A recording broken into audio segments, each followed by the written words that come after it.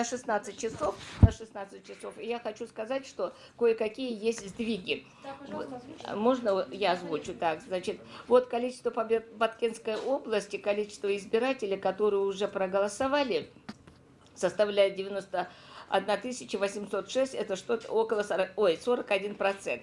По городу Бишкек уже, значит, проголосовало 130 743 человека, это составляет 35,5%. По Джалабадской области проголосовало 189 585, что составляет 38,3%.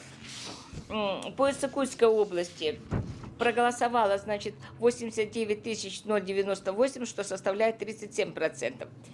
По Нарынской области проголосовало, значит, 64 665, что составляет 43,1%. По городу Аош, значит, проголосовало 45 740, что составляет 34,3%.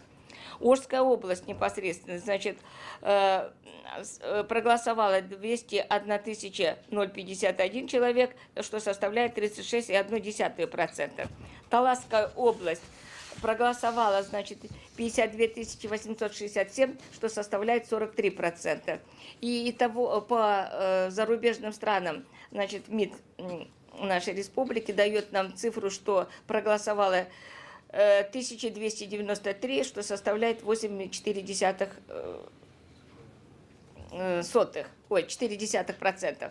По Чуйской области, значит, у нас проголосовало 173 544, что составляет 38,2%. И по республике, в общем, проголосовало на 16 часов, это 1 039 099 избирателей, что составляет 37,9%. Вот, значит, за 2 часа многие наверняка пришли с каких-то рынков, пришли откуда-то, ну, началась активность, проявилась активность. Ну, надо сказать, что не больше, чем на 10%. Да, где-то на 10% за 2 часа, но это нормальное явление. Я думаю, что к концу дня тоже какая-то будет активность, но, в принципе, она не будет превышать таких больших цифр, потому что цифры сами говорят уже о себе.